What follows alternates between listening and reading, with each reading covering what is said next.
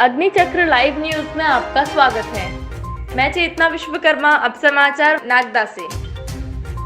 सरकार की नाकामियों से ध्यान भटकाने के लिए पुतला दहन करवा रही भाजपा। मालपानी। नागदा से संजय शर्मा की रिपोर्ट। नागदा। बड़ी हास्यास्पद बात है कि मध्य प्रदेश की सत्तासीन भाजपा को विपक्ष के नेता का पुतला जलाना पड़ रहा है। ये पुतला दहन महज भाजपा अपनी सरकार की नाकामी छुपाने के लिए कर रही है, क्योंकि संपूर्ण देश में पेट्रोल डीजल की बढ़ती कीमतों को लेकर जनता में आक्रोश है। और ताजा राजनीतिक हालात पर क्या कहा बसंत मालपानी ने, सुनिए उन्हीं की जुबानी। देश और दुनिया की बाकी खबरों के लिए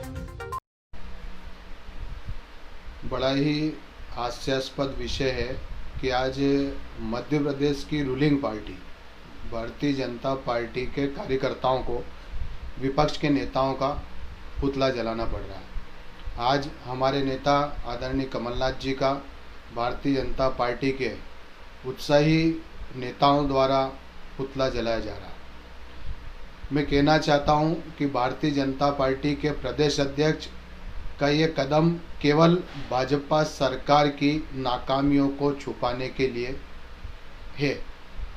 आप देख रहे हैं कि बिजली के बिल माननीय कमलनाथ जी की सरकार थी तब 85% लोगों को बिजली के बिल का फ़ायदा मिल रहा था। 100-200 रुपये के बिल आ रहे थे। आज भारतीय जनता पार्टी की सरकार में ये बिजली के बिल हज़ारों रुपये के आ रहे हैं। ये सबसे बड़ी नाकामी भारतीय जनता पार्टी की सरकार की।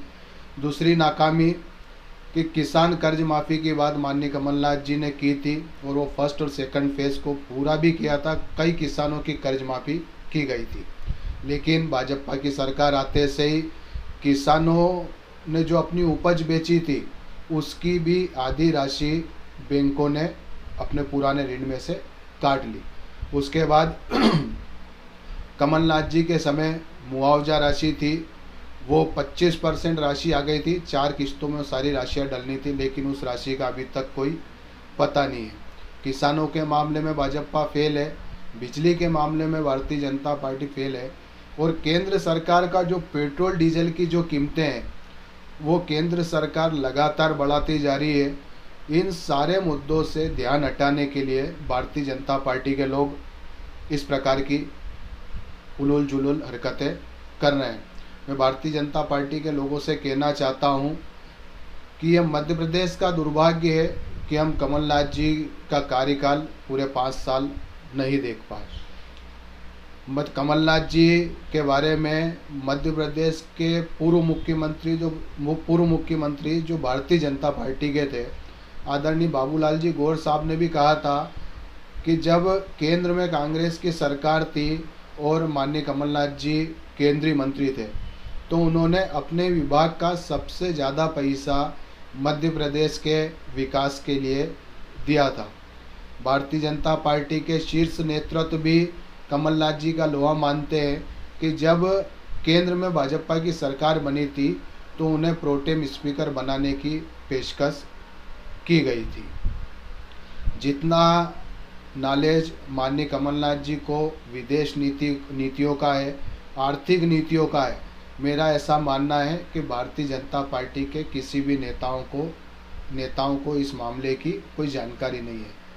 आदरणीय कमलनाथ जी हमारे नेता हैं, हमेशा हमारे नेता रहेंगे, और मैं चाहता हूं कि आगामी दिनों में 24 ही सीटों पर कांग्रेस पार्टी जीते और पुनः कमलनाथ जी मध्य प्रदेश के मुख्यमंत्री बने और मध्य प्रदेश की तमाम जनता को आदरणीय कमलनाथ जी का करिश्माई नेतृत्व देखने को मिले।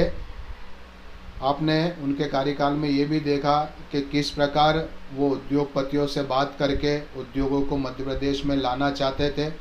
अगर मध्य प्रदेश में उद्योगपति निवेश करते कमलनाथ जी के रहते हुए तो मेरा ये मानना था कि मध्य प्रदेश के लाखों करोड़ों बेरोजगार युवाओं को रोजगार मिल जाता। मैं पुनः भारतीय जनता पार्टी के नेताओं से, कार्यकर्ताओं से कहना चाहता हूं कि वे अपनी नाकामियां छुपाने के लिए पुतला जलाने की बजाय इस मध्य प्रदेश के विकास की ओर ध्यान दें। धन्यवाद। जय हिंद, जय भारत। कांग्रेस पार्टी जिंदाबाद, कमलनाथ जी जिंदाबाद।